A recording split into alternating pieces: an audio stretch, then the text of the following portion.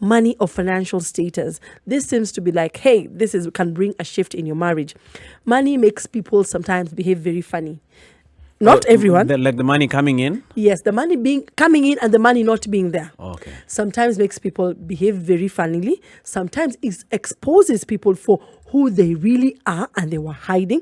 Sometimes it also just goes off. When I say it goes off, for example, we have seen it even in this town. Yes. When I married Eric, right now maybe he's here at this level.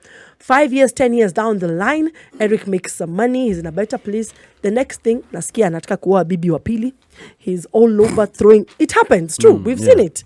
We have seen money changing relationships, changing marriages. So I feel sometimes, whether for the good or the bad, whether it is present or whether it is absent, it is a source. I think people, while they're dating, or for me, the prevention, when you're dating or before you do that, you need to find out, are we compatible when it comes to our finances? And when I mean compatible, I'm not saying being on the same level. Do we share the same values when it comes to money?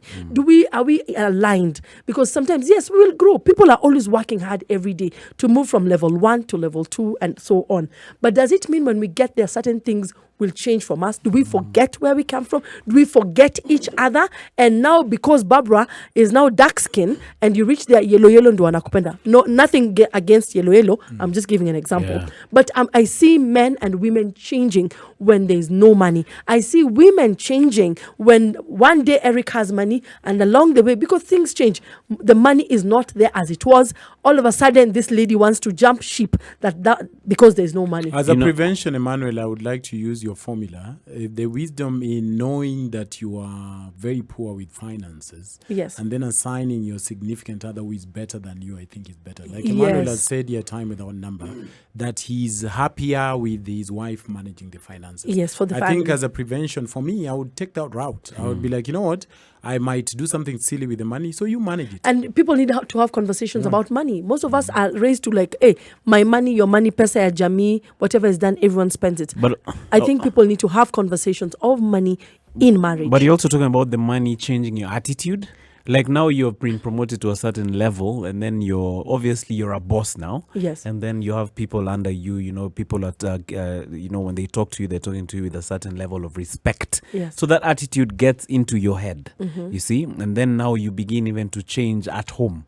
Like you think your wife is no longer like you feel like she should treat you like she's a your boss. subordinate. Like you don't know who I am. Who cares? Do you know who I am in the office? You know what I'm saying? Yeah, Yes. but Emmanuel, I'm thinking, do you think that is an issue of character? And it's funny you've said that. Yesterday I was speaking to a friend of mine and he sent me a picture of Ronaldinho, the Brazilian. Yes, I saw that. And Ronaldinho has now been incarcerated in Paraguay. From last week, Friday. Because of making fake passports. Used a fake passport. Fake passport. I still wondered why he did that. I read a story about how he built on a public land.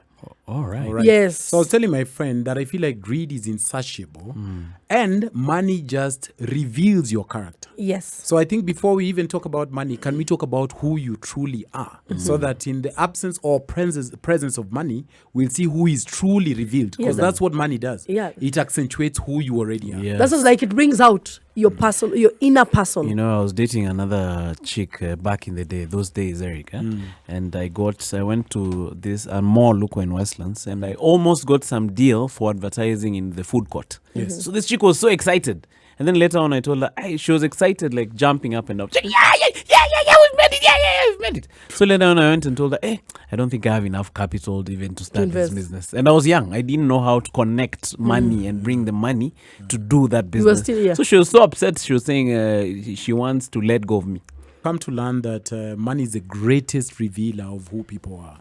When my mother passed on, I was not having my finest hour.